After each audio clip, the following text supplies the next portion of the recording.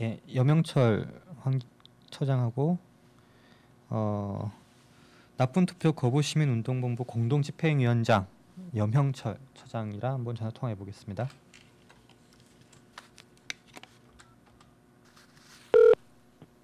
퇴근식 함께. 네, 염형철입니다. 여보세요. 네. 예, 저 김태형입니다. 아, 예. 예, 민중의 소리 그 인터뷰 잠깐. 네, 안녕하십니까. 예, 감사합니다. 전 인터뷰 응해 주셔가지고 그 전화 드린 부분은 네.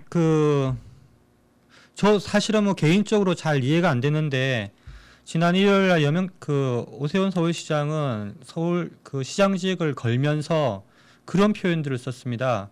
다음 세대를 위한 복지, 지속 가능한 복지.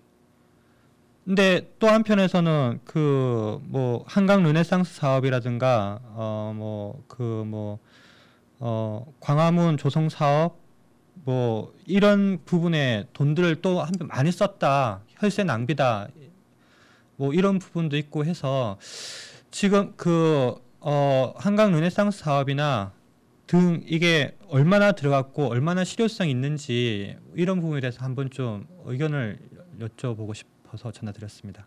그러죠. 네. 우선 한강 르네상스 사업에 대해서 설명을 좀 드리면은 한강 르네상스 사업은 한강의 이용을 대대적으로 늘리겠다라는 사업이에요. 그래서 한강에 각종 인공시설물들을 들여놓는 건데요. 전시장이라든지 또 자전거 도로라든지 그다음에 체육시설이라든지 공연시설이라든지 이런 것들을 잔뜩 들여놓는 건데 한강 르네상스가 하대강 사업의 모델쯤 된다고 보시면 되겠습니다. 근데 이 한강 르네상스 사업과 관련해서 오세훈 시장이 취임한 이후에 약 2천억 정도를 투입을 했는데요. 2009년만 하더라도 한 해에 한강사업본부 예산이 4,300억에 달했고 그런 한강 관련한 부서의 직접적인 예산이 그래서 5년 동안 약 9천억, 4년 동안 약 9천억이었고요. 그 외에 세뱃둥릉섬이 약 2천억 정도가 소요되고 그다음에 여의도 색강공원이 약 1,000억, 그다음에 최근 양화대교 한강운하를 하기 위해서 이제 첫 사업으로 양화대교 개조 공사를 벌이고 있는데 그것도 500억 정도 들여서 작게 잡아도 1조 2천억 정도가 이미 뛰었다고 생각이 됩니다. 그런데 한강이라고 하는 것은 우리나라 강의 이제 일반적인 특성인데요. 워낙 이제 유량의 변화가 커요. 홍수기 때와 홍수기가 아닐 때.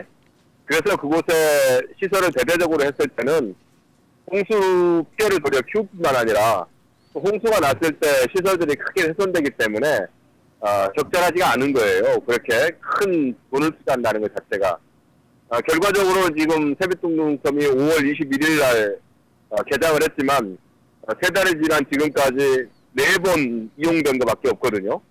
터무니없는 시설이고 전혀 비효율적인 투자라는 것이 확인된 거라고 보겠죠. 그래서 우리 단체는 한강에 대한 이용을 반대한다거나 한강에 대해서 모든 투자를 하지 말자라는 것은 아니지만 지금처럼 이렇게 디자인과 보여주기식의 투자를 쏟아붓는 것은 바람직하지 않다고 생각하고 만약 그 1조 2천억을 아꼈다면은 그것 이자만으로도 서울시가 지금 부담해야 될 695억을 영원히 낼 수 있는 그런 상황이 될 수 있다고 봅니다. 지금 어쨌든 지난 1조 2천억을 들여서 한강 르네상스 사업을 진행을 했는데 이에 대한 효과 얼마 전에 비 피해가 발생했을 때 다시 개보수 비용도 이렇게 매년 어마어마하게 들어가는 걸로 이야기가 나왔었는데 이에 대한 효과 같은 거는 그만한 가치가 없는 거라고 이야기할 수 있는 거겠죠. 그렇게 단언할 수 있겠습니다. 이번 홍수가 났을 때 사실상 시설들이 거의 걸려가 됐어요. 이번 홍수 피해만도 수십억에 걸쳐서 지금 집계가 제대로 안 됩니다만 수십억을 들여서 보수해야 되는 그런 상황이거든요. 따라서 우리의 지형, 우리의 기후, 우리의 자연의 특징들을 반영하는 그런 이용이 되지 않고서는 굉장히 비효율적이죠. 한강 르네상스 사업만 1조 2천억 원인 거죠? 그렇죠. 한강 르네상스만. 그리고 어. 앞으로 한강에 운하를 만들겠다고 하면 또 1조 정도가 더 들어갑니다. 예, 한강 운한 사업. 그 노들성 오페라 하우스에도 뭐 1조 원 정도 뭐가 있다고 그러던데. 아, 죄송합니다. 잘 안 들렸는데요. 오페라 하우스. 노들성 오페라. 오페라 하우스. 예, 예. 노들섬에 이제 오페라 하우스를 또 짓는데, 예. 그건 이제 시의회에서 예산을 깎았더니 지금 오세훈 시장은 기업 등에게 모금을 해가지고라도 짓겠다라고 했는데, 예. 그게 5,300억입니다. 5,300억. 그게 5,300억인데, 그 5,300억에는 오페라 하우스로 갈 수 있는 교통편이 지금 사실상 없기 때문에, 오세훈 시장은 경련표를 놓겠다고 하거든요. 여의도와 용산까지. 예. 그런 비용까지 합치면 또 그것도 1조가 들어갑니다. 아. 그러니까 그런 시설들 오페라 하우스 없다고 해서 서울 시민들이 못 사는 거 아니고 나라가 막 느닷없이 부흥하는 게 아니잖아요. 예. 그런 사업들 한 개만 줄여도 예. 그 이자만으로도 아이들 급식을 할 수 있다라는 측면에서 오세훈 시장의 지금의 행보는 사실상 납득하기 어렵고요. 예. 조금 더 나가면은 오세훈 시장의 지난 5년의 행장이 거의 모든 것을 다 토목으로 했어요. 복지도 토목, 환경도 토목, 뭐 문화도 토목 이런 식인데 잠시 전에 얘기한 것처럼 환경정책이랍시고 그 대표적인 사업에 한강 르네상스를 했고 문화사업이라고 하면서 문화인들에 대한 지원을 하지 않고 뭐 비싼 시설들만 각 구청마다도 지금 다 문화회관을 문을 열었거든요. 그 문화회관을 채울 소프트웨어가 없어요. 사람이 없습니다. 그 다음에 복지관만 계속 저대고 복지사들의 혜택이라든지 뭐 중증 장애인들에 대한 이동권을 지원하는 예산 자체도 막 깎아버리고 집행을 안 하고 이렇거든요. 이런 식으로 오세훈 시장의 이 MB 정부의 토목 중독, 토목을 통한 것이 행정이라고 생각하는 이런 단편적인 사고를 하루빨리 뜯어 고쳐야 된다고 생각합니다. 예.